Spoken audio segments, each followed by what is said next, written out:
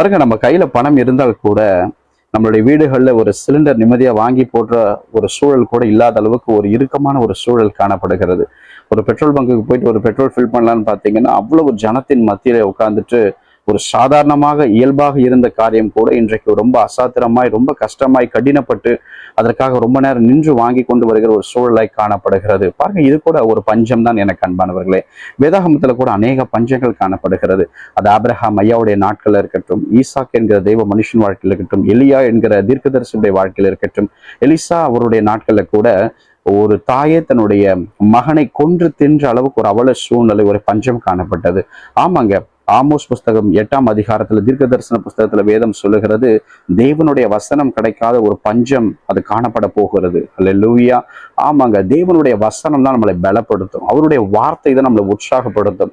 நீதிமான் 7 தடவை கீழே விழுந்தாலும் அவன் திரும்ப எழும்ப வைப்பது தேவனுடைய வசனம், அவருடைய வல்லமையும் மாத்திரம்தான். எனவே அவருடைய வசனம் கிடைக்காத ஒரு பஞ்சத்தை தேவன் அனுப்ப போகிறார். எனவே நாம் என்ன செய்ய வேண்டும்? அவருடைய கற்பனைகளை இன்னும் அதிகமாய், உண்மையை உத்தமமாய் கை கொள்ள வேண்டும். அவரை உண்மையாய் நேசிக்க வேண்டும். அவர் இதுவரைக்கும் நமக்கு சொன்ன எல்லா காரியங்களுக்கும் நாம் சரியாய் கீழ்ப்படிந்த ஒரு உத்தமமான ஒரு வாழ்க்கையை நாம் வாழ வேண்டும்.